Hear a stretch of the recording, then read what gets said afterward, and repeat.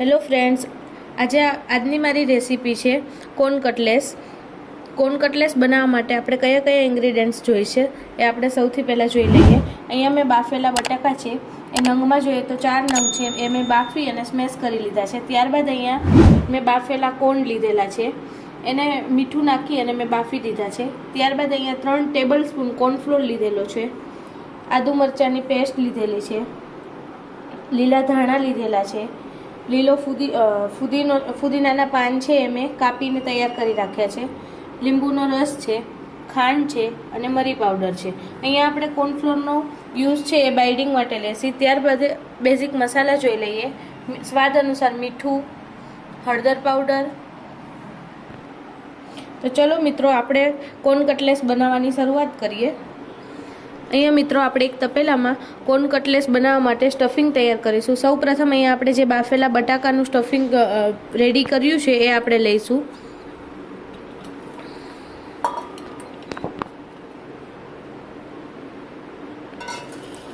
ત્યારબાદ આપણે તેમાં જે બાફીને તૈયાર કરેલા કોર્ન છે એ એડ કરી દઈશું. કોર્નની ક્વોન્ટિટી છે અહીંયા તમે તમારા ટેસ્ટ પ્રમાણે લઈ શકો છો. અત્યારે મેં 4 નંગ બાફેલા બટાકા લીધા છે, તો એની સામે એક નાનો બાઉલ કોર્ન લીધો છે. આમાં તમારે વધતા ઘટતા તમને જે ઓછું ફાવે તો તમે ઓછા અને વધારે ફાવે તો વધારે પણ લઈ શકો છો. ત્યારબાદ આપણે તેમાં કટલેસનું જે આપણું બાઇન્ડિંગ છે એ આવી જાય એના માટે આપણે અહીંયા મેં 3 ટેબલ સ્પૂન કોર્નફ્લોર લીધો છે, પણ અહીંયા આપણે જરૂર પ્રમાણે કોર્નફ્લોર એડ કરીશું. અત્યારે હું અહીંયા 2 ટેબલ સ્પૂન કોર્નફ્લોર એડ કરી રહી છું.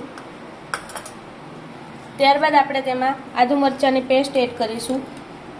અત્યારે હું એમાં 1 ટેબલ સ્પૂન આદુ મરચાંની પેસ્ટ એડ કરી રહી છું. ત્યારબાદ અહીંયા મેં 10 થી 12 ફુદીનાના પાન છે અને ધોઈ અને સારી રીતે ઝીણા કાપી લીધા છે, એ એડ કરીશું. ત્યારબાદ અહીંયા મેં લીલા ધાણા લીધેલા છે, એને ઝીણા સમારી અને રેડી રાખ્યા છે, એ આપણે થોડા એડ કરીશું.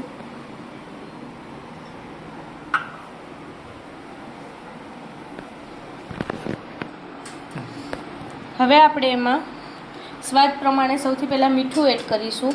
અહીંયા મેં બાફેલા બટાકામાં બાફવા ટાઈમે મીઠું એડ કરેલું છે, એટલે એને ધ્યાનમાં રાખીને આપણે મીઠું એડ કરીશું. તો અહીંયા હું 1 ટેબલ સ્પૂન મીઠું એડ કરું છું.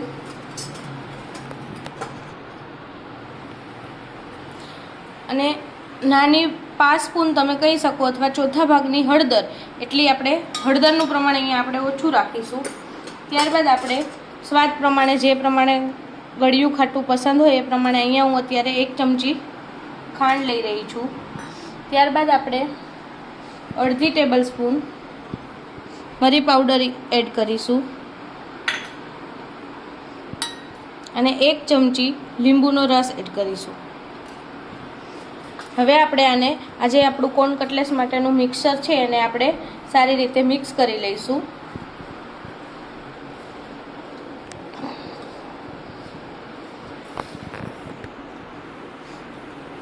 આ રીતે આપણે બધું જે મસાલા જોડે જે બટાકા અને કોર્ન છે એને સારી રીતે હાથથી મિક્સ કરી લઈશું.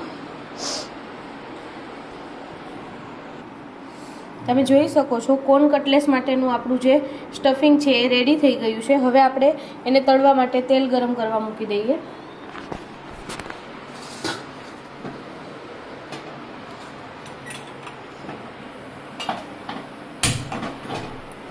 તેલ અત્યારે આપણે સ્લો ફ્લેમ પર મૂકીશું. ત્યાં સુધીમાં આપણે આપણી કટલેસ છે એ વાળીને રેડી કરી લઈશું. કટલેસ બનાવવા માટે આપણે આને અલગ અલગ મોલ્ડ પણ અત્યારે માર્કેટમાં અવેલેબલ છે. અત્યારે મેં હાર્ટ શેપનું જે મોલ્ડ આવે છે એ મેં લીધેલું છે, અને આપણે મોલ્ડથી ન બનાવ્યું હોય તો આપણે હાથ વડે પણ એને રાઉન્ડ શેપ આપી શકીએ છીએ. અત્યારે આપણે આ હાર્ટ શેપના મોલ્ડ વડે બનાવીશું. તો આ રીતે આપણે થોડું સ્ટફિંગ લઈ કટલેસનું અને જે આ મોલ્ડ છે એમાં આ રીતે સારી રીતે આંગળીથી પ્રેસ કરી દઈશું.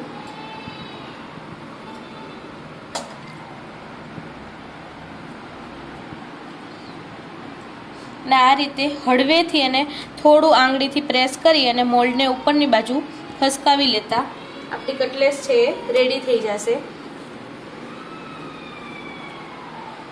આ રીતે ફરીથી આપણે થોડું ફરીથી સ્ટફિંગ લઈ આ રીતે આંગળીની મદદથી એને મોલ્ડની અંદર ફિલ કરી દઈશું અને હળવેથી આંગળીને આ રીતે પ્રેસ કરતા મોલ્ડને ઉપરની બાજુ લઈ લેશું। હવે તમે જોઈ શકો છો મિત્રો કે આપણી કટલેસ છે એ બધી આ રીતે બની અને તૈયાર થઈ ગઈ છે। હવે આપણે એને તળવા માટે તેલ પણ સરસ ગરમ થઈ ગયું છે। હવે આપણે આ કટલેસ તળવા માટે સૌપ્રથમ એને આપણે થોડો જે કોર્નફ્લોર હોય છે એ કોર્નફ્લોરમાં થોડી રગદોળીને આપણે એને તળીશું, એનાથી એ થોડી ક્રિસ્પી બનશે। આ રીતે આપણે એને બધી બાજુથી સરસ કોર્નફ્લોરથી કોટ કરી લેશું।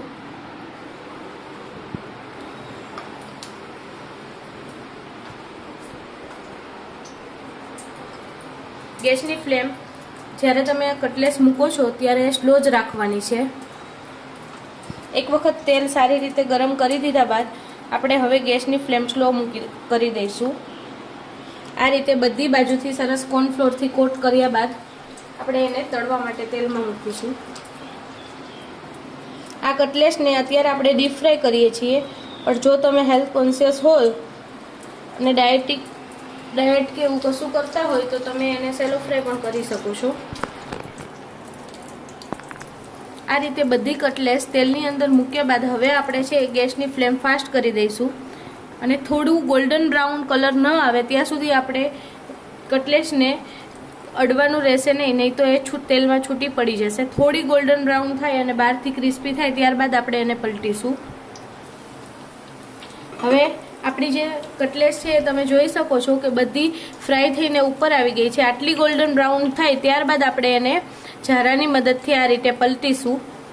હળવા હાથે કટલેસને પલટવાની છે અને બીજી સાઈડથી પણ કટલેસ છે આપણી ગોલ્ડન બ્રાઉન થાય ત્યાં સુધી આપણે એને તેલમાં ફ્રાય થવા દઈશું।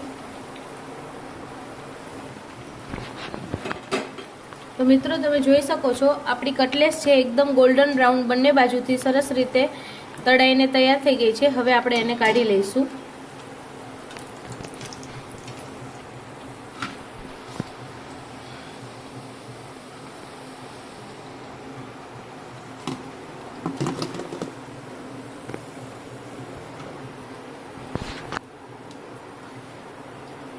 આ કટલેસ છે એમાં બિલકુલ પણ આપણે ઓઇલ છે રહેલું નથી, એકદમ ડ્રાય કટલેસ આપણી બનીને રેડી થઈ છે અને અંદરથી એકદમ સોફ્ટ અને બહારથી ક્રિસ્પી એવી આપણી કટલેસ રેડી છે।